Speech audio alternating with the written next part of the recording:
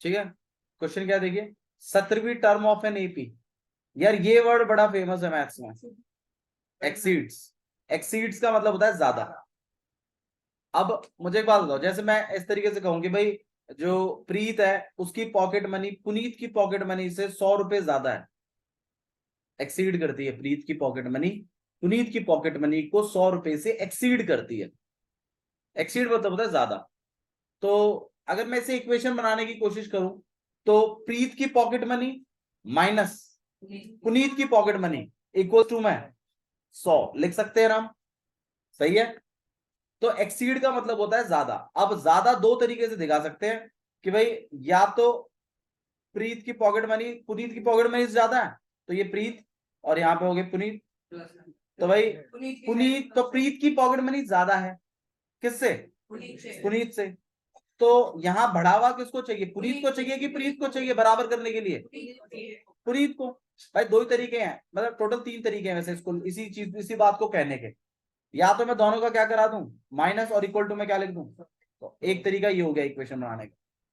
एक ऐसा हो गया कि प्रीत और पुनीत मैं तो इनको बराबर करना चाहता हूं, तो एक काम करते, पुनीत की तो कम थी 100 से, है ना, तो पुनीत को 100 से बढ़ा देते हैं और इनको क्या कर देते हैं इक्वल।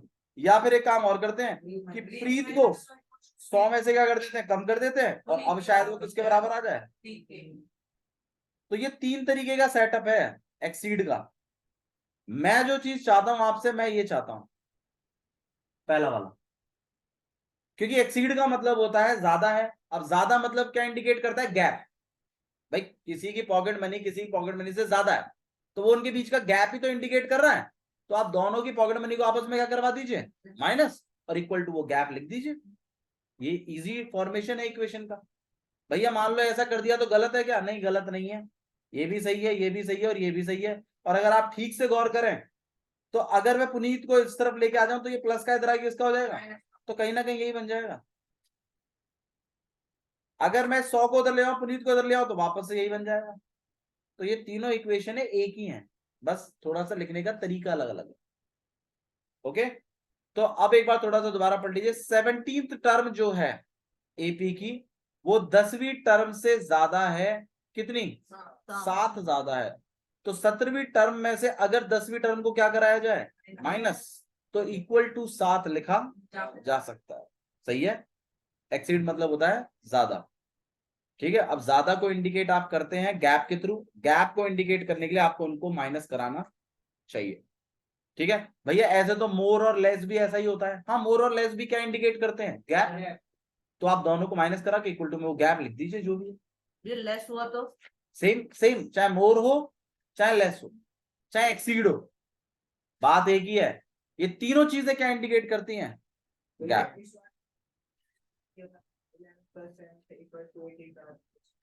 इसमें आएगा 10 + 7 = 10।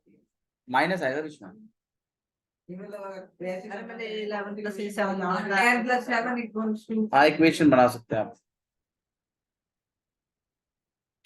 17th term of an AP exceeds its 10th term by 7। 17वीं term 10वीं टर्म से 7 बड़ी है, तो इसका मतलब A17 में से अगर A10 को घटाएं तो इक्वल टू 7 लिख सकते हैं। ये आपकी इक्वेशन बनेगी। और ये बात तो मैं आपको ऑलरेडी बता ही चुका हूं कि दो वैल्यूज का माइनस अगर दिया होता है तो उससे क्या चीज निकल जाती है, कैसे निकलेगी मीनाक्षी डी, बताना।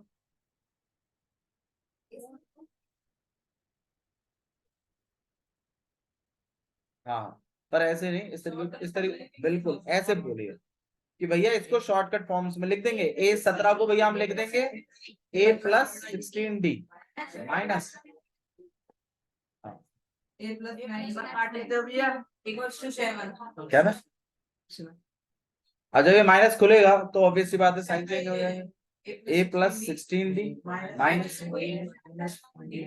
इक्वल टू A से एक है 16D माइनस 9D।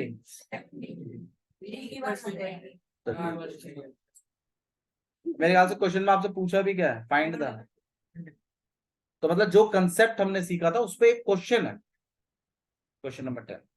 ठीक है, क्लियर हो गया, आया समझ में। अच्छा जी, जब हाँ लिख सकते हैं। Clear? So this is your question number 10। अच्छा, मैंने जब एपी पढ़ाना शुरू किया था तो मैंने आपको एक चीज और भी सिखाई थी कि जैसे मान लीजिए एक फर्स्ट एपी है, यहाँ पे ये 5 से बढ़ रही है, जैसे मान लो 5 और मतलब फिर 10 फिर 15 और ऐसे हम बढ़ाते जा रहे हैं इसको आगे तक। ठीक है, अब फिर मैंने एक और एपी लिख रहा हूँ, लेट इट बी, वो चल रही है आपकी 3 से, और बढ़ ये भी 5 ही रही है। कितना लिखूं? 8। हाँ जी, हाँ जी, 8 और 13, 13 के बाद 18, 18 के बाद 23। सही है, आगे बढ़ता जाएगा। अब अगर मैं आपसे ये कहूं कि इनके बीच में गैप कितने का है, इनका रेशियो सेम, इनके बीच में गैप गैप गैप रेशियो भी तो सेम हुआ। किनका? ऊपर नीचे अपॉन में? भाई मेरे ख्याल से तो नहीं होगा, आओ देख लेते हैं। 10/8 रेशियो बनाओ, कितना बनता है? 5/4। और इसका ही रेशियो देख ले। इन दोनों को माइनस करके सेम आएगा। बट आप इसका थोड़ा सा डिफरेंस कैलकुलेट करें, कितना बैठता है? बाबू ध्यान नहीं है आपको, बात क्वेश्चन करने की नहीं है, मैं फिर कह रहा हूं आपसे। 8 और 10 में जो सब्सट्रैक्शन है वो कितने का है? 2 का। 20 और 18 के बीच में जो गैप है वो भी 2 का है। यहाँ तक कि इसके बीच में भी गैप कितने का है? क्या चीज सीखने को मिली कि अगर आपके पास 2 एपी हैं, चाहे बेशक स्टार्टिंग पॉइंट अलग अलग हो, लेकिन अगर डिफरेंस सेम है, मतलब सेम डिफरेंस से बढ़ रही है आगे या सेम डिफरेंस से घट रही है, तो जो डिफरेंस पहली टर्मों के बीच में है ना, वही डिफरेंस कंसेक्यूटिवली हर एक टर्म के बीच में होगा। लॉजिक समझ में आ रहा है? ठीक है, इसी पे आपका बेस्ड है क्वेश्चन नंबर 12। 11 करा चुके हैं ना? श्योर? कराना है तो बता दीजिए, डिस्कस कर लेंगे। ठीक है, क्वेश्चन नंबर 12 देख रहे हैं भाई। 2 APs, 2 APs have the same common difference.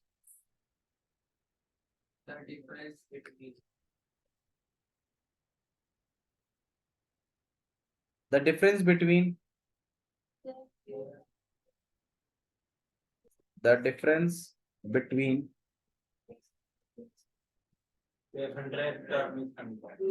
the difference between their 100th term is 100. What is the difference? मतलब क्या इसका गर्भित? 2 एपी हैं, हाँ जी, उनका दोनों का कॉमन डिफरेंस सेम है, बहुत बढ़िया। और जो डिफरेंस है फर्स्ट और लास्ट में वो 100 का है, 100 टर्म। हाँ, 2 एपीज हैं जिनका कॉमन डिफरेंस कैसा है? सेम है। मतलब मैं आप यहाँ पे जब सॉल्यूशन स्टार्ट करेंगे तो ऑब्वियस सी बात है, मैं फर्स्ट एपी का इंट्रोडक्शन जब दूंगा यहाँ पे फर्स्ट एपी, तो उसमें A1 A2 A3 A4 ऐसे करते हुए A100 और ऐसी डॉट डॉट करते हुए A1000, क्योंकि जो बातें चल रही हैं वो 100वीं टर्म और 1000वीं टर्म के बीच में कहीं कुछ है। और जो सेकंड एपी है वो भी अब ए से तो शुरुआत नहीं है, क्योंकि एपी अलग है, तो वो ए से नहीं मानेंगे, हम उसको बी से बना लेते हैं। B1 B2 B4 ऐसे करते हैं, B100 और B। अब उन्होंने ये बोला है कि 2 APs have the same common difference. उनका कॉमन डिफरेंस कैसा है? सेम है। ठीक है, द डिफरेंस बिटवीन,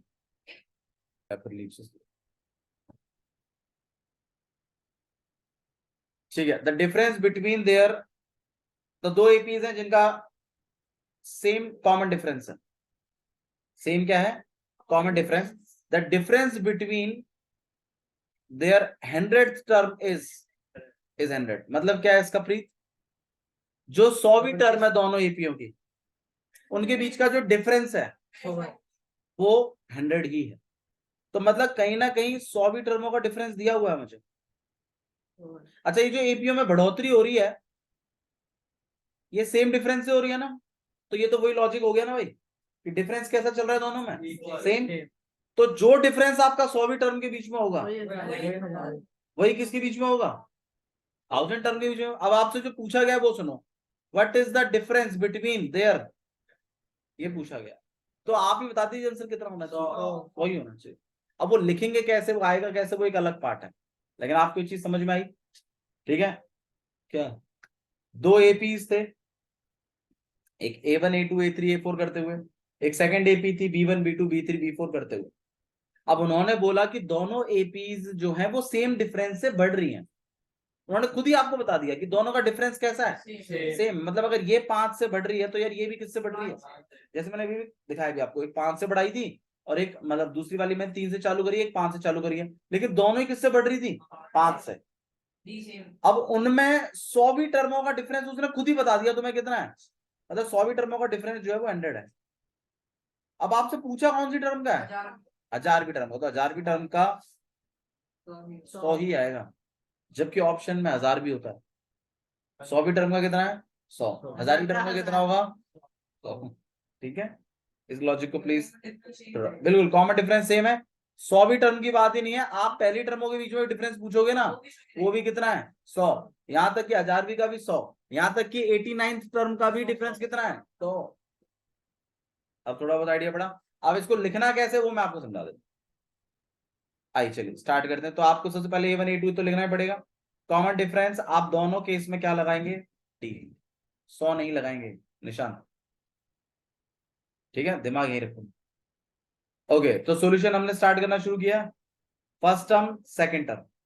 ओके, अब मुझे एक इक्वेशन दे दी उन्होंने, क्या एक इक्वेशन दिया उन्होंने, क्या A1 माइनस 100वीं टर्मों का डिफरेंस इक्वल्स टू 100, भैया ठीक है। अगर आप लोग थोड़ा सा और इसको डिस्क्रिप्टिव वे में चाहते हैं तो और थोड़ा सा काम करते हैं, पहले तो गिवन लिख देते हैं। हाँ भाई, गिवन क्या है आपको कि जी 100वीं टर्मों का डिफरेंस 100 है, कितना है 100, और फाइंड आउट क्या करना है हमें, 1000वीं टर्म का डिफरेंस। 1000वीं टर्मों का डिफरेंस वो हमसे चाहता है, ये हमसे फाइंड आउट करने के लिए कह रहा है, ठीक है। तो सॉल्यूशन शुरू करते हैं इसको।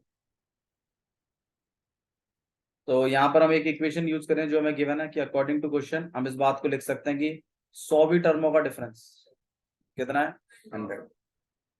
अब मैं इससे इक्वेशन बनाने की कोशिश करूंगा, तो A100 को क्या लिख सकते हो आप, A plus 99T minus bracket का, बहुत बढ़िया। एक बार डी, मैं देखो अगर डिफरेंस होते अलग अलग तो एक में D1 चलता और एक में क्या चलता D2, लेकिन डिफरेंस है सेम तो दोनों में क्या चलाएंगे, D चलाएंगे। और इक्वल्स टू क्या लिख सकते हैं हम इसको, सही है। अब अगर मैं माइनस खोल दूं यहाँ, मतलब ब्रैकेट अगर मैं ओपन करता हूं तो यहाँ पे 99 माइनस B माइनस, भैया हाँ पहले आपने बताया दो इक्वेशनों को माइनस दिया हो तो डी निकलता है, लेकिन उनमें फर्स्ट टर्म सेम होनी चाहिए। यहाँ पे फर्स्ट, यहाँ पे डिफरेंस जो आपकी फर्स्ट टर्म है वो अलग अलग है, ठीक है, और जो डिफरेंस है वो पार्ट सेम है, तो इसलिए आपका टी कट जाएगा, ठीक है। और आपके पास प्रॉपर मतलब कोई वेरिएबल की वैल्यू तो नहीं निकल गई, लेकिन एक बात निकल के आई है कि A minus B equal to में कितना है 100, मतलब आपको पहली टर्मों का डिफरेंस पता चल चुका है। पहली टर्मों का डिफरेंस कितना है 100, 100वीं का भी कितना था 1000वीं का भी ठीक है। अभी हम 1000 का निकालेंगे ना, तो आप इसको बना लेंगे इक्वेशन फर्स्ट जिसका आप यूज करेंगे आगे चलकर। अच्छा जी, अब हमें फाइंड करने के लिए क्या बोला उसने, तो आइए 1000वीं टर्म फाइंड आउट करते हैं। 1000वीं टर्म फाइंड आउट करने के लिए आप क्या लिखोगे, A1000 minus A1 equals to, बताइए भाई क्या लिख सकते हैं, नहीं इक्वल्स टू 100 नहीं, अभी तो फाइंड आउट करना है, ये फाइंड आउट करना है आपको। अब A1000 को क्या लिख सकते हैं आप, प्लस 999D, बिल्कुल A plus 999 D minus bracket B plus, 999D। अब हम इसको सॉल्व कर रहे हैं। जब आप यहाँ पे माइनस खोलोगे तो यहाँ पे हो जाएगा A plus 99D minus B minus, ठीक है ठीक है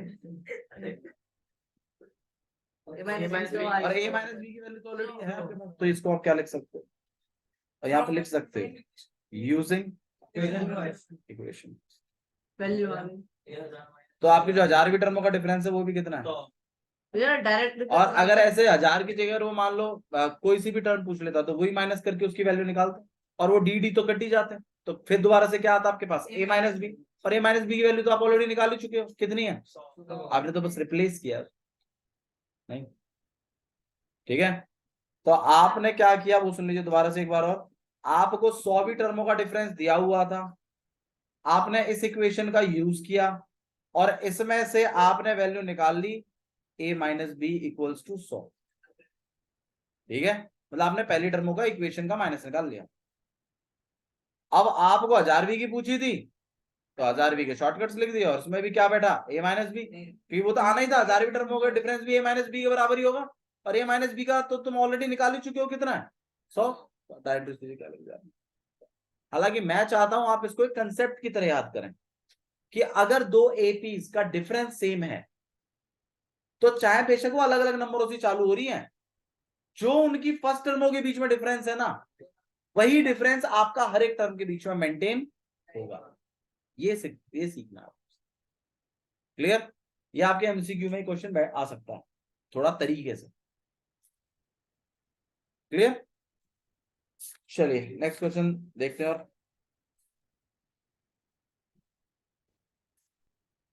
तो this was question number 12। Question number 13 करेंगे हम। 12 भी तो था ये। 13 क्वेश्चन नंबर 13 करेंगे हम, लेकिन उससे पहले थोड़ा सा क्वेश्चन नंबर 16 कर लेते हैं, क्वेश्चन नंबर 17 कर लेते हैं, क्वेश्चन नंबर 18 कर लेते हैं, then we will come back to question number 13। Okay, question number 16 देख रहे हैं भाई, देखिए क्या लिखा है, determine the AP whose third term, बहुत बढ़िया, थर्ड टर्म इज 16। इससे क्या बनेगा भाई, एक equation a plus 2d equals to 16 and 17th नहीं 7th and 7th term exceeds the 5th इससे d की वैल्यू मिल जाएगी term by। देखिए पहले तो मैं आपको बता देता हूं एपी को डिटरमाइन करने का मतलब क्या होता है। डिटरमाइन द एपी का मतलब होता है कि पहली 3 टर्म निकालिए। डिटरमाइन द एपी अगर आपको कोई कहता है, देखो मान लो मैं अगर आपको मैं एक एपी लिख रहा हूं, तो जैसे मान लीजिए मैं इस तरीके से दे दूंगा 6 8 10 और डॉट डॉट डॉट, ये एक एपी बन गई। 4 भी लिख सकते हैं आप किसी भी तरीके से, लेकिन पहली 3 टर्म तो चाहिए होती है एपी बनाने के लिए, 2 टर्म से एपी नहीं बनती भैया, 3 से ज्यादा भी तो हो सकती है, हाँ 3 से ज्यादा भी होते हैं, लेकिन मिनिमम रिक्वायरमेंट कितनी है, 3 की तो है भाई, 2 बार डिफरेंस सेम दिखाना पड़ेगा, फिर पीछे डॉट डॉट डॉट लगा दो, एपी मान ली जाएगी। तो अगर कोई भी अगर आपको कहता है कि डिटरमाइन द एपी, तो इसका मतलब ही है बाय डिफॉल्ट आप a1 निकालेंगे, आप a2 निकालेंगे, आप a3 निकालेंगे, और फिर इन तीनों की वैल्यूज को इस पैटर्न में लिखकर फिर पीछे डॉट डॉट डॉट लगाएंगे, और ये आपकी एपी होगी। 3 ही डॉट लगा, हाँ 3 डॉट लगाएंगे, 3 से ज्यादा भी लगा सकते हैं, कोई प्रॉब्लम नहीं है, बट अगर आप एक्चुअल पूछ रहे हैं तो हाँ 3 लगाते, ठीक है। ओके क्लियर है, आप ज्यादा लगाते हैं कोई इशू नहीं है, इसमें कोई इतनी कोई वो बात नहीं है। तो अगर कोई आपको डिटरमाइन एपी कह रहा है तो इसका मतलब ही है कि वो आपसे पहली 3 टर्म जानकर आपको कह रहा है कि एपी बनाओ, और एपी बनाने के लिए कम से कम रिक्वायरमेंट कितनी टर्म्स की होती है, 3। भैया अगर हम 4 निकाल दें तो कोई दिक्कत नहीं, बड़प्पन है तुम्हारा, लेकिन मिनिमम रिक्वायरमेंट कितनी है, 3, ठीक है। और पीछे फिर आपको डॉट डॉट डॉट्स वो लगा,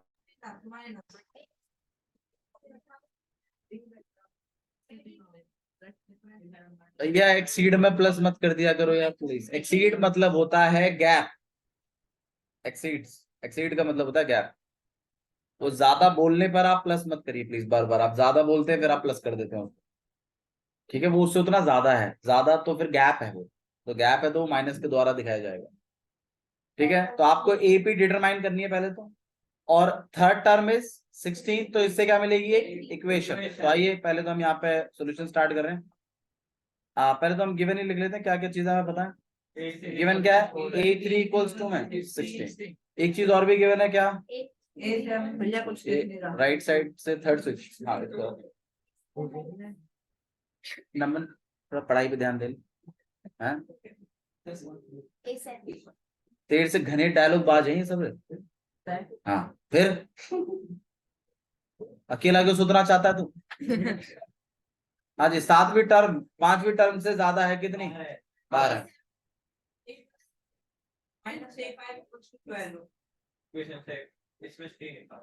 अब आपको ये पता होना चाहिए इक्वेशन लिखने के बाद किससे क्या मिलेगा। इसको सॉल्व करेंगे भैया तो डी मिलेगा, इसको सॉल्व करेंगे तो इक्वेशन मिलेगी, इसके डी को इसमें डाल देंगे तो ए मिल जाएगा, और डी तो मेरा ही पड़ा है, फिर A1 A2 A3 निकल जाएंगे। नहीं ध्यान दो भाई, इससे क्या बनेगा, डी। कैसे बनता है, शॉर्टकट्स डाल देते हैं इसमें, A7 और A5 के शॉर्टकट डाल देंगे, क्या निकल जाएगा, डी। सही है। अब इससे क्या मिलेगा, अरे बता मीनाक्षी बता, पूछ रही है बता रही है, एज इक्वेशन पूछ रही है का। हाँ भैया A3 से क्या बनेगी, equation A plus 2D equals to, अगर हम यहाँ के डी यहाँ में धर दें तो क्या निकल जाएगा, ए निकल जाएगा। ए क्लियर है, डी क्लियर है, एपी में ए और डी तो चाहिए होते हैं, निकल गया। अब A1 निकालो, A2 निकालो और A3 निकालो शॉर्टकट से, तो पीछे 3 डॉट लगा दो, एपी बन गई आपकी। समझ पा रहे हैं क्या करना है, करें खुद करना है आपको इसको, चलो ट्राई करो, ट्राई करते हैं, गिव इट अ ट्राई। क्या बुक में कहीं में कर रहे हैं। क्वेश्चन नंबर 18 करेंगे भाई पहले, उसके बाद 17 करेंगे। क्वेश्चन नंबर 18 देखिए,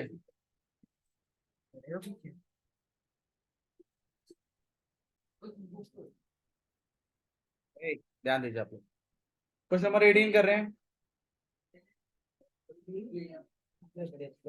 the sum of the 4th and 8th term of an AP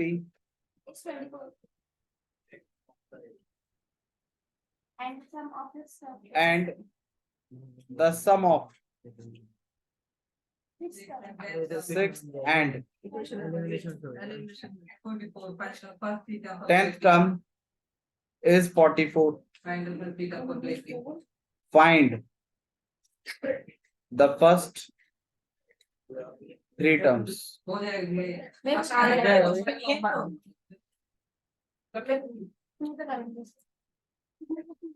solution अगर स्टार्ट करें, पहले तो गिवन ही बता दो तुम, गिवन क्या क्या है बता भैया। A4 और A8, इससे क्या बनेगी, इक्वेशन बनेगी, डी निकलेगा।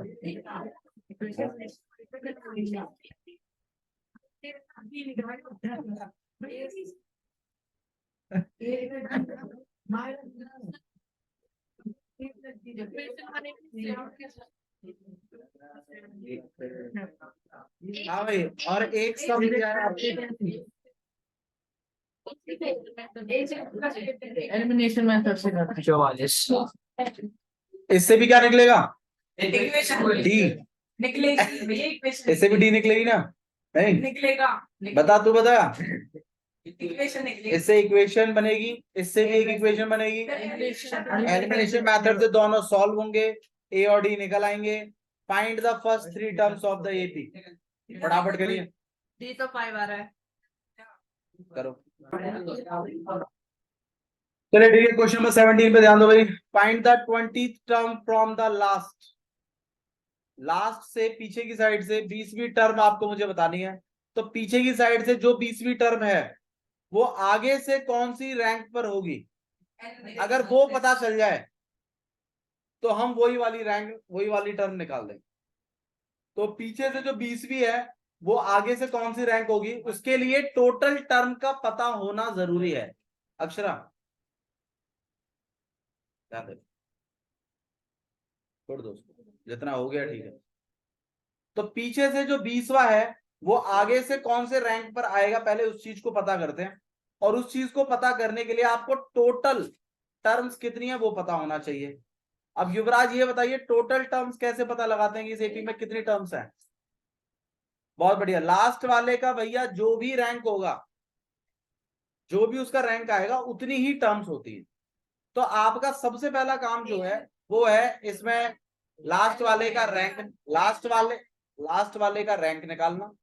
लास्ट वाले के रैंक से आपकी टोटल टर्म्स निकल कर आ जाएंगी। फिर उसके बाद पोजीशन फ्रॉम लास्ट आपको पता है, पोजीशन फ्रॉम फर्स्ट भी निकाल सकते हैं आप।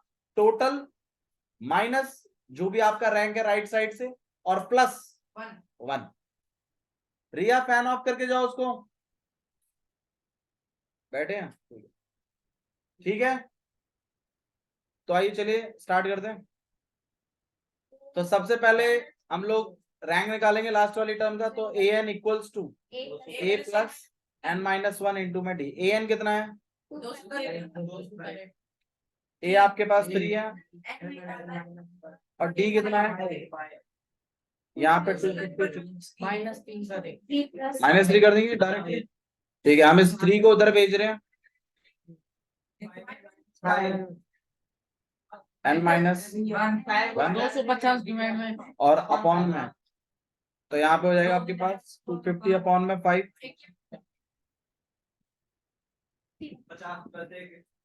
और 50 प्लस 1 इक्वल्स टू में एन। तो एन आपका आया 51। अब आप ये बताइए सबका एन 51 ही आया था, ठीक है। अलग मैथड, अच्छा आपने वो अंदर मल्टीप्लाई कर दिया होगा, हाँ ठीक है चलेगा। उसके बाद रैंक या पोजीशन, ठीक है, या फिर रैंक फ्रॉम लास्ट कितना है 20। Okay, rank term from last term लिख लीजिए, एक ही बात है, टर्म लिख दो तो और ज्यादा अच्छा रहेगा रैंक की जगह, राइट। हाँ भाई, टर्म फ्रॉम स्टार्ट के लिए क्या करना पड़ेगा आपको, टोटल माइनस जो आपका लास्ट वाला है, ठीक है, टर्म फ्रॉम लास्ट, और प्लस का 1। तो टोटल कितना है आपके पास 51 माइनस, तो यहाँ आ जाएगा आपके पास 32। तो आपको स्टार्टिंग से जो पीछे से 20वां है वो आगे से 32वां है, तो आपको A32 निकालना है। A32 का फॉर्मूला A प्लस A की वैल्यू कितनी है, AP आप देख सकते हैं, A की वैल्यू कितनी है 3, D की वैल्यू कितनी है 5। तो यहाँ पे 3 और 150,